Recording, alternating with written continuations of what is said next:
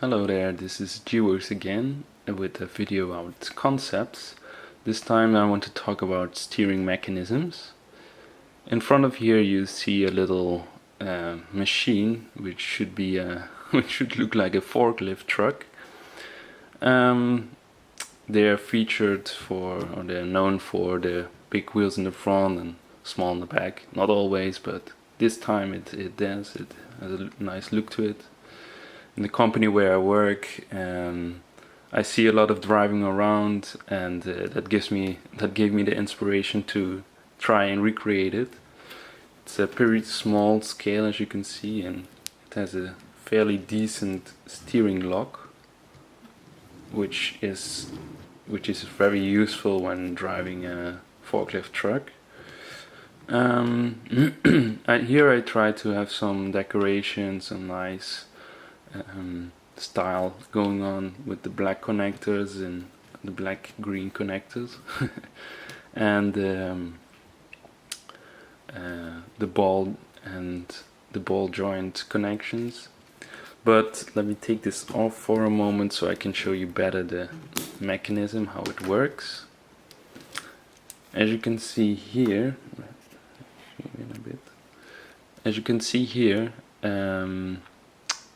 there's two hinges again, and some small rod connections. If I take off the wheel, you can see that here is a Y-clip, which is connected through this rod to the hinge piece, which is then again connected to the Y connector, a Y-clip. And that is connected to this rod, and if you move the rod, the hinges are moved in both directions. Let me show it like this so you can see it better in the light. Of course, if you move this distance, the wheels will either go this way or this way. So this distance needs to be perfectly correct, otherwise you don't get a steering motion at all. And for that, again, I use Y-clips here in the bottom. On the green rod there is one, and up the top as well.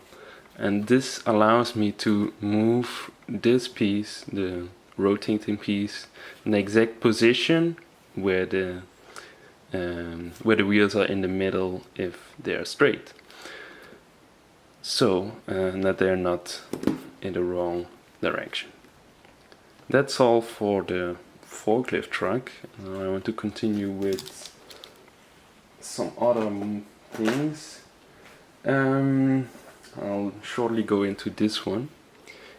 As you might know what this could be, this is the front wheel of a tumbler Batmobile also thing, and I wanted to incorporate steering motion, so this is the best result I got. But as you can see, the steering angle is very limited.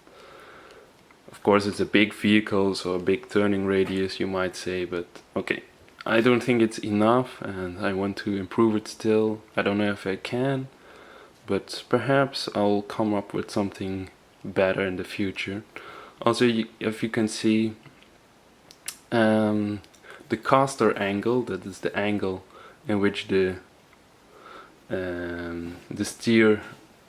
steering mechanism rotates, is set a bit off, and that's positive for driving, because it makes sure that you always go straight, because the wheels search your path.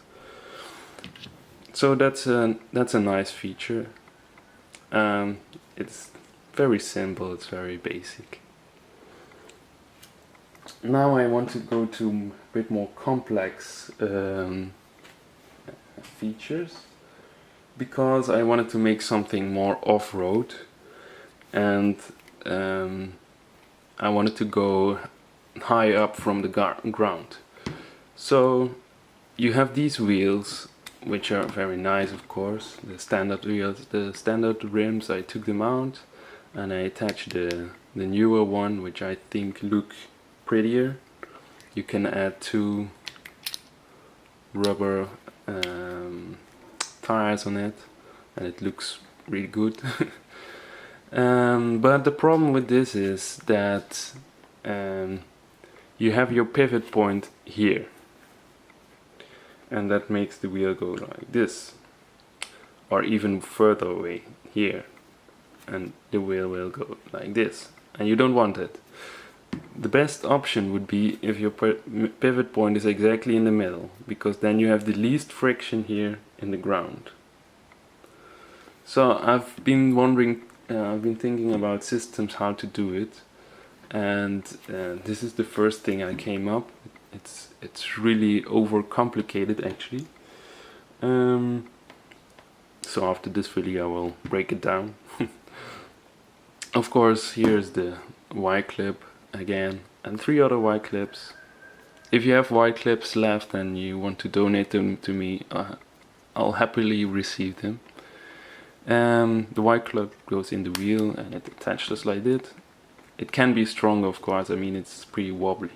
That's why also this is the first concept. And these rods basically have to go this way and this way. So you create a virtual pivot point, it's called. And basically that moves the pivot point from here to here. So the wheel really rotates. But that means that this part has to move more than just a circle.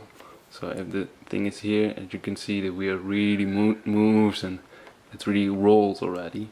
If it's here, the wheel doesn't rotate. But you can see how this has to move.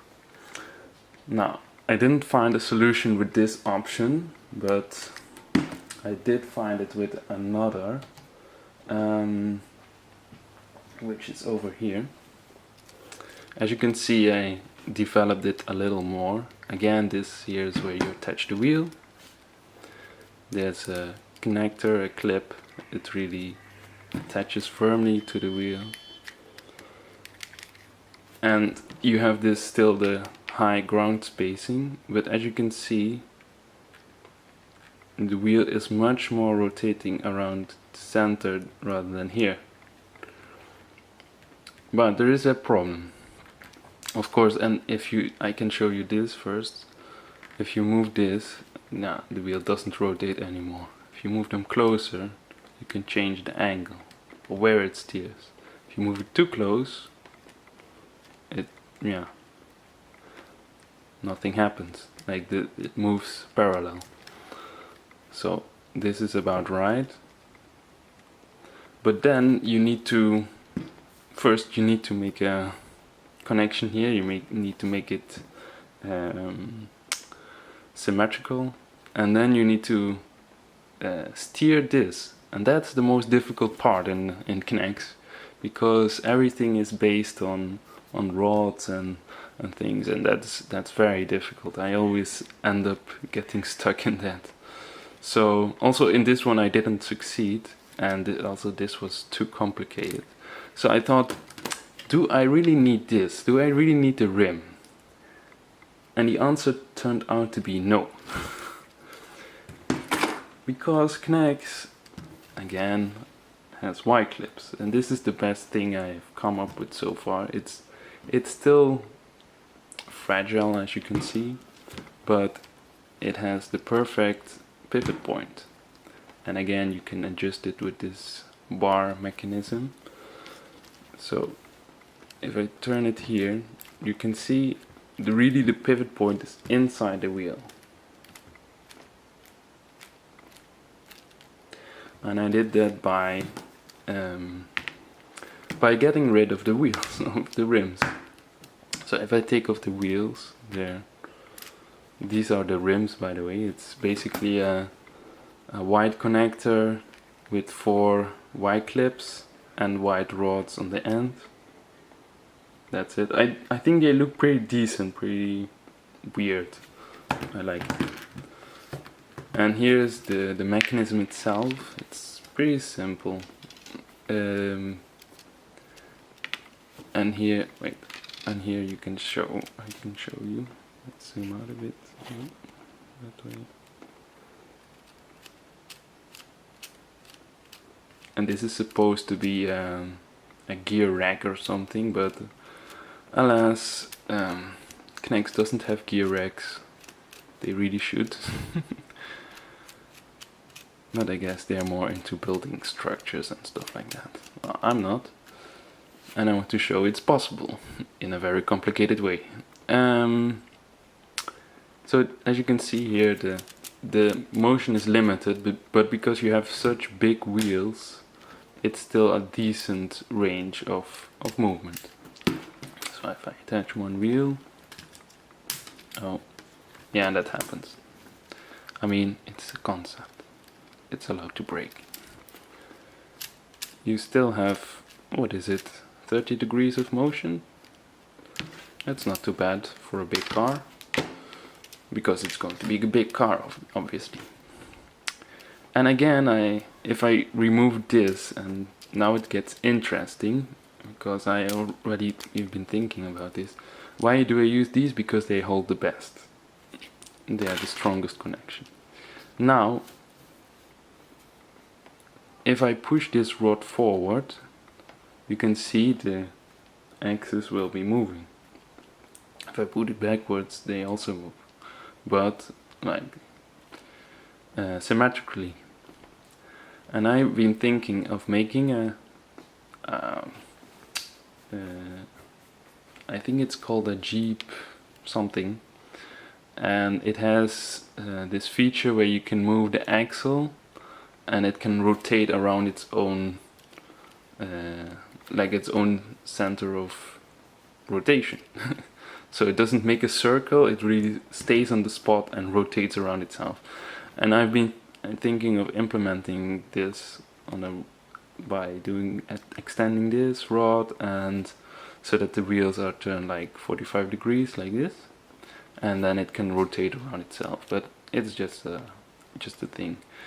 As you can see, it's not very sturdy here, so the model shouldn't be too heavy, because now already you see that this is bending quite easy. I have to think about something, maybe make a connection here and attach it more firmly there, but we will see.